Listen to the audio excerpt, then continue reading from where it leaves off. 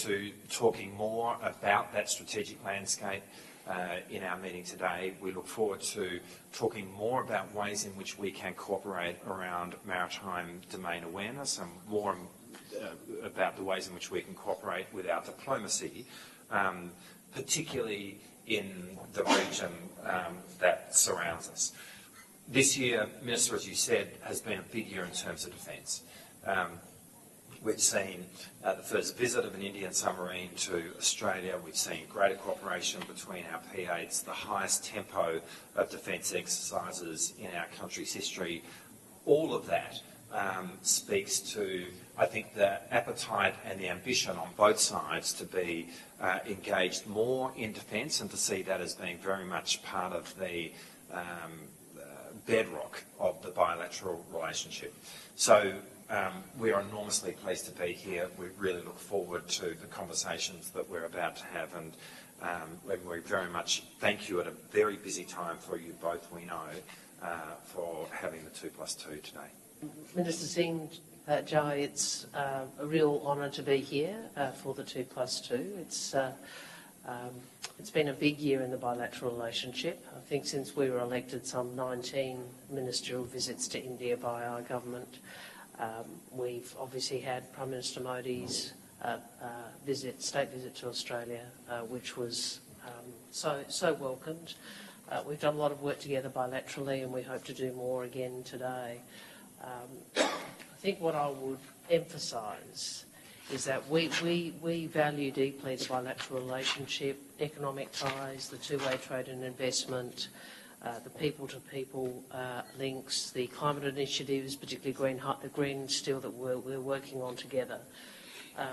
But to again underline what we all know, which is this is a partnership which is consequential for us, but it is crucial for our region. And we see India, as central, crucial to the sort of region we continue to work for, peaceful, stable, prosperous, in which sovereignty is respected. And we look forward in this discussion to going further on the ways in which we can both work to deliver that.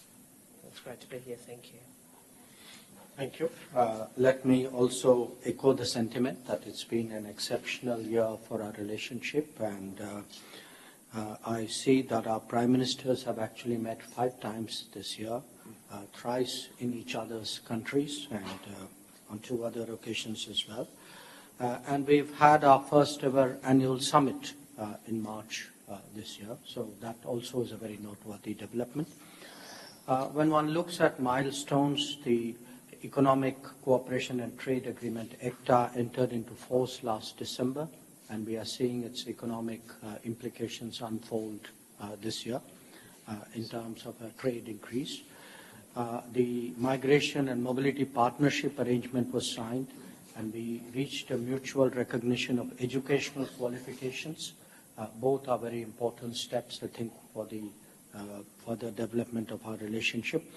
And we can see today a million-strong Indian community and 100,000 plus Indian students really form a living bridge between our 2 countries. When it comes to the 2+2, I'd like to make a few points for our collective consideration.